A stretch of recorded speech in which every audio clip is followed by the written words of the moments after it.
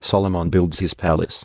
Solomon also built a palace for himself, and it took him 13 years to complete the construction. One of Solomon's buildings was called the Palace of the Forest of Lebanon. It was 150 feet long, 75 feet wide, and 45 feet high. There were 4 rows of cedar pillars, and great cedar beams rested on the pillars. The hall had a cedar roof. Above the beams on the pillars were 45 side rooms, arranged in 3 tiers of 15 each. On each end of the long hall were 3 rows of windows facing each other. All the doorways and doorposts had rectangular frames and were arranged in sets of 3, facing each other. Solomon also built the Hall of Pillars, which was 75 feet long and 45 feet wide. There was a porch in front, along with a canopy supported by pillars. Solomon also built the throne room, known as the Hall of Justice, where he sat to hear legal matters. It was paneled with cedar from floor to ceiling. Solomon's living quarters surrounded a courtyard behind this hall, and they were constructed the same way. He also built similar living quarters for Pharaoh's daughter, whom he had married. From foundation to eaves, all these buildings were built from huge blocks of high-quality stone, cut with saws and trimmed to exact measure on all sides. Some of the huge foundation stones were 15 feet long, and some were 12 feet long. The blocks of high-quality stone used in the walls were also cut to measure, and cedar beams were also used. The walls of the great courtyard were built so that there was 1 layer of cedar beams between every 3 layers of finished stone. Just like the walls of the inner courtyard of the Lord's temple with its entry room. Furnishings for the temple. King Solomon then asked for a man named Hiram to come from Tyre. He was half Israelite, since his mother was a widow from the tribe of Naphtali, and his father had been a craftsman in bronze from Tyre. Hiram was extremely skillful and talented in any work in bronze, and he came to do all the metalwork for King Solomon. Hiram cast 2 bronze pillars, each 27 feet tall and 18 feet in circumference. For the tops of the pillars he cast bronze capitals, each 7.5 feet tall. Each capital was decorated with 7 sets of latticework and interwoven chains. He also encircled the latticework with 2 rows of pomegranates to decorate the capitals over the pillars. The capitals on the columns inside the entry room were shaped like water lilies, and they were 6 feet tall. The capitals on the 2 pillars had 200 pomegranates in 2 rows around them, beside the rounded surface next to the lattice work. Hiram set the pillars at the entrance of the temple, 1 toward the south and 1 toward the north. He named the one on the south Jachin, and the one on the north Boaz. The capitals on the pillars were shaped like water lilies. And so the work on the pillars was finished. Then Hiram cast a great round basin, 15 feet across from rim to rim, called the sea. It was 7.5 feet deep and about 45 feet in circumference. It was encircled just below its rim by 2 rows of decorative gourds. There were about 6 gourds per foot all the way around, and they were cast as part of the basin.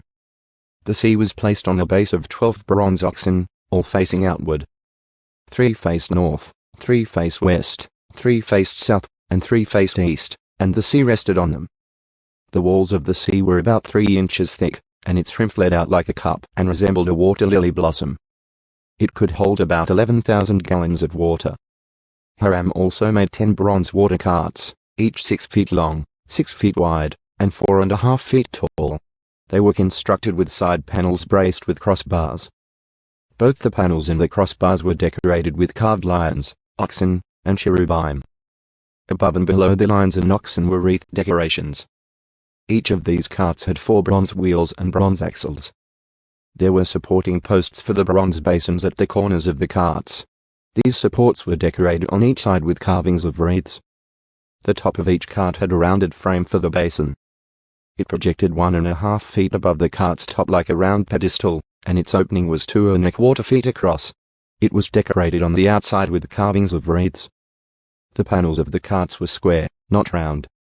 Under the panels were 4 wheels that were connected to axles that had been cast as one unit with the cart. The wheels were 2.25 feet in diameter and were similar to chariot wheels. The axles, spokes, rims, and hubs were all cast from molten bronze. There were handles at each of the 4 corners of the carts, and these, too, were cast as one unit with the cart. Around the top of each cart was a rim 9 inches wide. The corner supports and side panels were cast as one unit with the cart. Carvings of cherubim, lions, and palm trees decorated the panels and corner supports wherever there was room. and there were reeds all around. All 10 water carts were the same size and were made alike, for each was cast from the same mold. Hiram also made 10 smaller bronze basins, one for each cart. Each basin was 6 feet across and could hold 220 gallons of water. He set 5 water carts on the south side of the temple and 5 on the north side. The great bronze basin called the sea was placed near the southeast corner of the temple. He also made the necessary wash basins, shovels, and bowls. So at last Hiram completed everything King Solomon had assigned him to make for the temple of the Lord. The 2 pillars. The 2 bowl-shaped capitals on top of the pillars. The 2 networks of interwoven chains that decorated the capitals. The 400 pomegranates that hung from the chains on the capitals, 2 rows of pomegranates for each of the chain networks that decorated the capitals on top of the pillars. The 10 water carts holding the 10 basins. The sea and the 12 oxen under it. The ash buckets, the shovels, and the bowls. Hiram made all these things of burnished bronze for the temple of the Lord, just as King Solomon had directed. The king had them cast in clay molds in the Jordan Valley between Succoth and Zarethan. Solomon did not weigh all these things, because there were so many. The weight of the bronze could not be measured. Solomon also made all the furnishings of the temple of the Lord. The gold altar. The gold table for the bread of the presence. The lampstands of solid gold, 5 on the south and 5 on the north, in front of the most holy place. The flower decorations, lamps, and tongs, all of gold. The small bowls, lamp snuffers, bowls, ladles, and incense burners, all of solid gold. The doors for the entrances to the most holy place and the main room of the temple, with their fronts overlaid with gold. So King Solomon finished all his work on the temple of the Lord. Then he brought all the gifts his father, David, had dedicated, the silver, the gold, and the various articles, and he stored them in the treasuries of the Lord's temple.